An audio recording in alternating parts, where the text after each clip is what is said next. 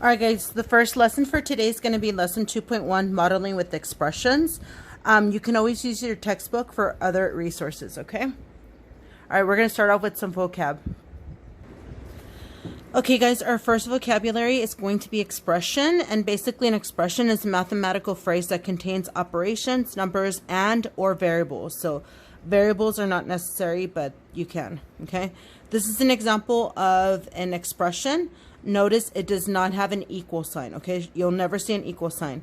It's got some numbers. Now, this is called a constant. I'm going to talk about that a little bit better. And these are considered terms. So there's 3 terms altogether. How do you know? They're separated by operation. So an operation would be like the subtraction, the addition, also multiplication, division, okay? But altogether, this is considered an expression, okay? And the numbers in front of the variables, those are considered coefficients, okay? So this expression is made up of all sorts of stuff, okay? And we're going to define a couple more words. All right, guys, the next word that we're defining is terms, and those are the parts that are being added to an expression. So, for example, that same expression we had earlier, 5x squared minus 9x plus 36, there are 3 terms, okay? So this is considered a term. So it's 5x squared. Negative 9x is considered a term. You always keep the sign that's in front, okay? And 36 is the term. So I know it says parts that are being added, but that's because you can always rewrite this as 5x squared plus negative 9x plus 36. So you always want to keep the sign that's in front of the term.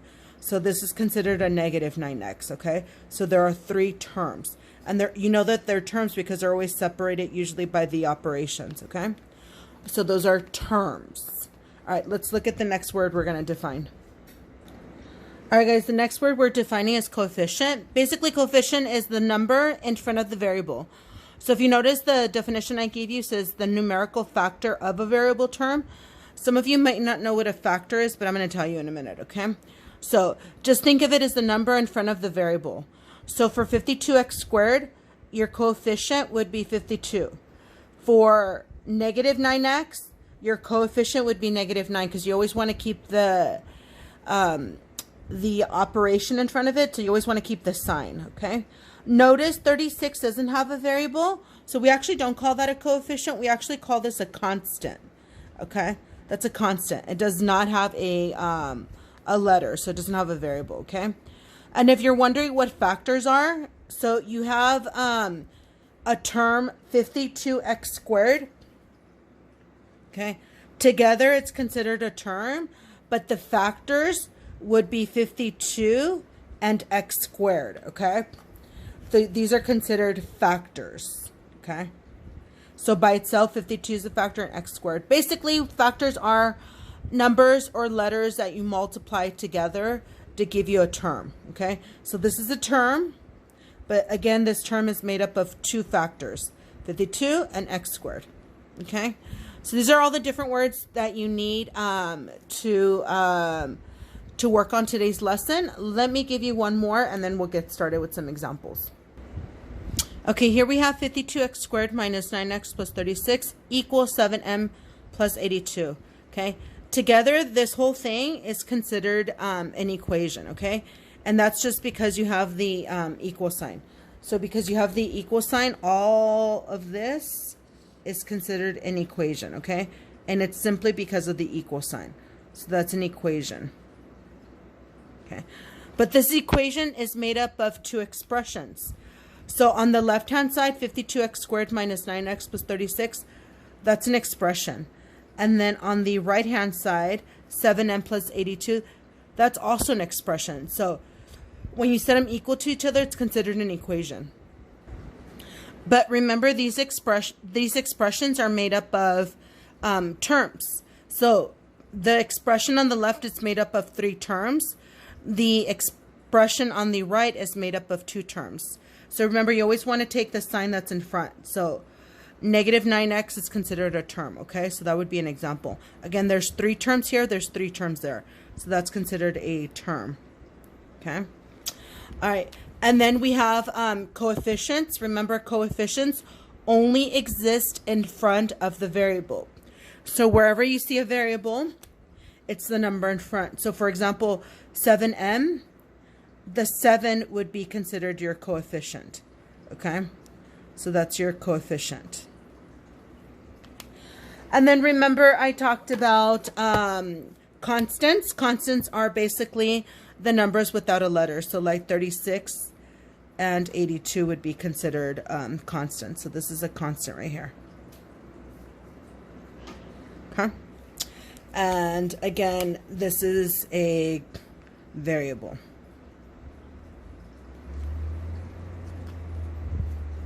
All right, so for the first couple of examples, you're basically going to be identifying the terms and the coefficients of each expression.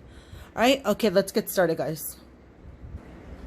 All right, guys, in example number 1, we have this expression, 8p plus 2q plus 7 times the quantity of r plus 3p. And we want to identify the terms and the coefficients.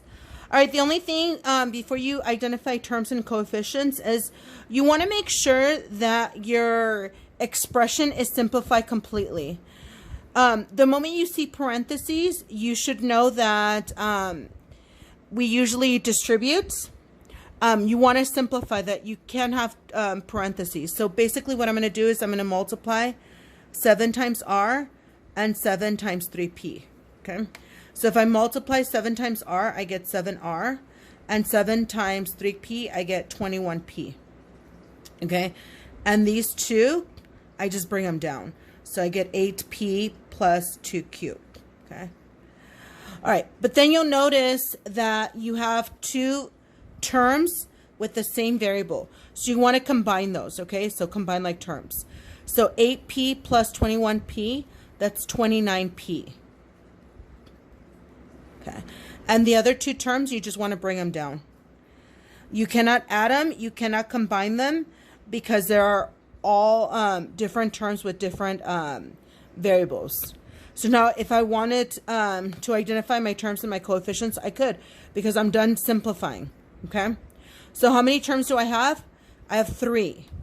29p is considered a term. 2q is considered a term. And 7r is considered a term. So when I write it down, I want to write it down as 29q. I'm sorry, I put 29q, I meant 29p. And then you have to put a comma, okay?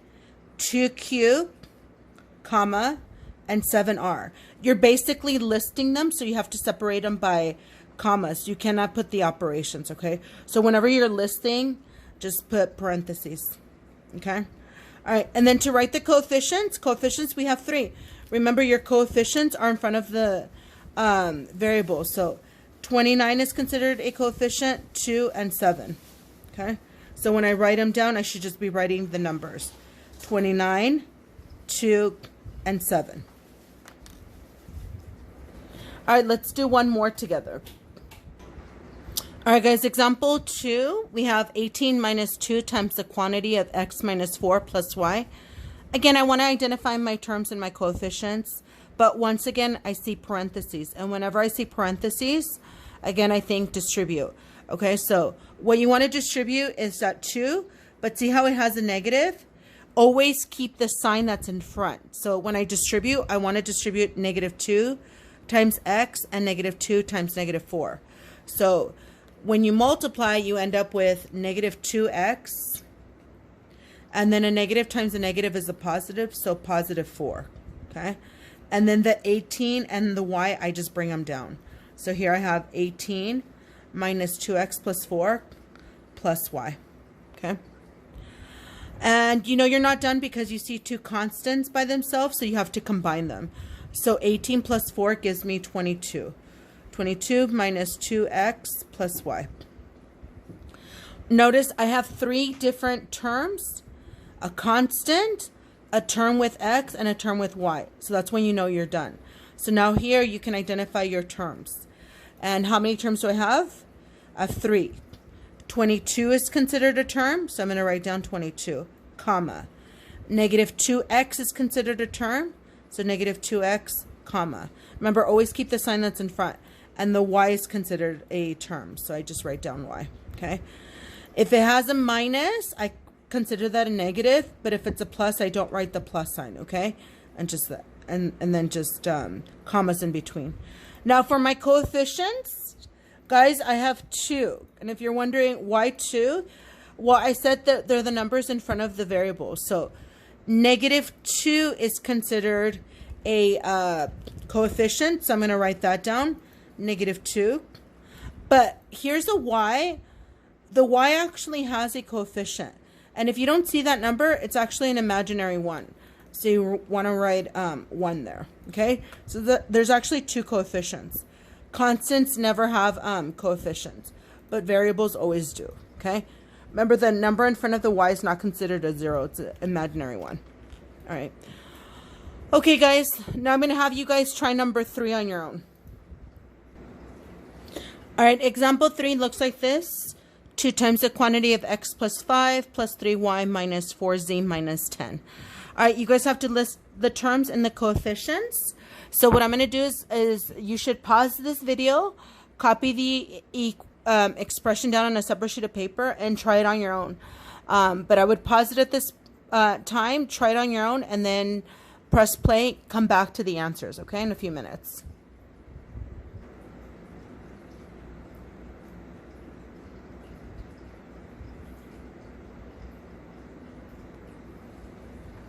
All right, guys, if you did it correctly, this is what you should have gotten.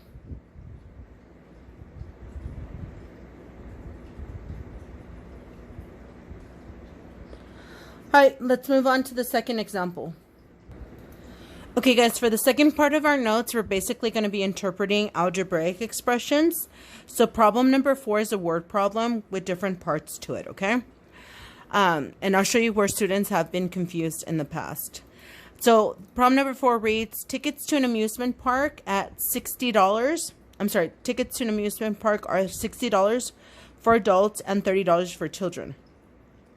If A is the number of adults and C is the number of children, then the cost for A adults and C children is 60A plus 30C. So they give us this expression, okay?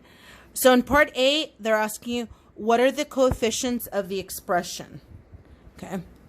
The coefficients of the expression, remember coefficients, you find them in front of the variable. So you have 2, 60 and 30. Those are your coefficients. So I would write 60 and 30. Okay, and that's it. For part B, they're asking you, what do the coefficients represent? When they ask you what do they represent, then basically you have to tell me, what does the 60 mean? What does the 30 mean?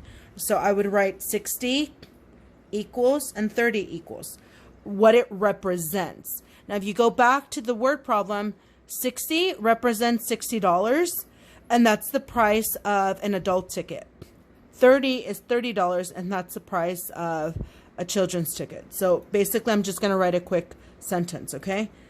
So 60 is price of an adult ticket.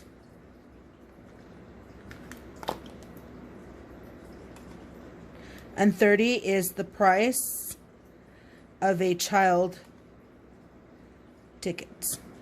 Okay. Whenever it asks you what does it represent, we're looking for basically a sentence, okay? Part C, what are the terms of the expression? Well, that's easy. Remember, terms, it's combined of letters and numbers. So we have 2, 60A and 30C.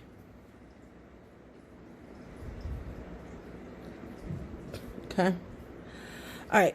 In part D, they're basically asking you, what do the terms represent? Okay. So let's kind of squeeze in part D here. So I know that 60A is a term, and I know that 30C is a term. So let's see what that represents. So 60A, I know that 60 is the price of an adult ticket. What does the A represent? Well, if you go back to the word problem, A is the number of adults. Well, you don't know how many adults are coming in, but for every adult, you have to pay $60. So if you multiply 60 times every adult, it's basically the cost, how much you pay for every adult that went in, okay? So for this one, I'm going to write 60A is the total cost of adult tickets. Okay. And kind of the keyword there would be total cost. Of all the adults that came in, we know that for every adult, I paid $60. So at the end, this expression would give me the total cost, okay? And then the second one, 30C, I would basically be writing the same sentence, except remember 30 is the price of a child ticket, and C is how many children went in, so the number of children. So again, it's going to give me the total cost of child tickets, okay? I don't have any room down here, so I'm going to write it up here, but I'm basically writing the same thing, okay? Again, this is for part D. So 30C is total, and that's kind of the key word there, total cost of child or children tickets. Okay, children tickets. All right, let's go to the last part. All right, guys, for part E, they're asking you, what does the expression 60A plus 30C represent? So now they're asking you, what does this entire expression represent? Well, remember, 60A gave us the total cost of adult tickets. 30C gave us the total cost of children tickets. So together, I'm basically paying total cost of adult and children's tickets, okay? So for part C, total cost of adults and children's tickets. Okay, and that's it. And again, let it make sense to you. You know, if a family of 5 went together and there were 2 adults and 3 children, then this expression would give me the total cost, okay? 2 adults, so I would be paying $60 for every adult, and 3 children, $30 per children, okay? And I would add it, and it would give me the total cost of the family, okay? All right, let's do the last example together. All right, guys, I'm actually going to have you guys do example 5 on your own. I want you to try it, but let me read you the word problem. It's asking you, Curtis is buying supplies for his school.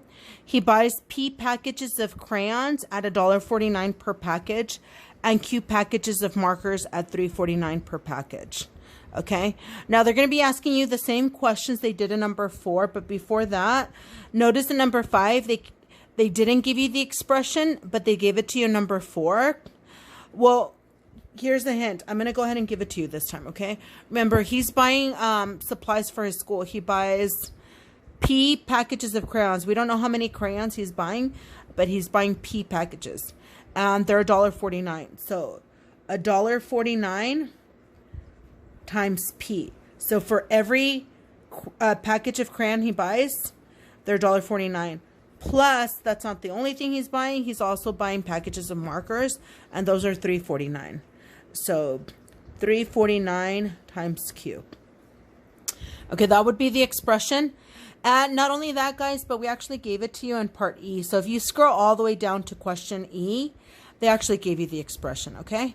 So pause this video now. Try to answer A through E on your own, and then give it a few seconds or minutes, and then come back and check your answers.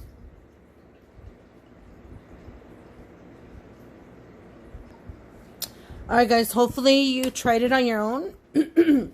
These are the answers for A through E. Go ahead and check them and compare them to what you have. I wrote part E separately. Notice I'm not writing like long paragraphs or even a long sentence, but I am including certain keywords that I considered really important, okay? I am writing things like price, total cost. I consider those important. And I'm identifying between packages of crayons and packages of markers. So when you write things down, you have to make sure you identify all the different parts, okay?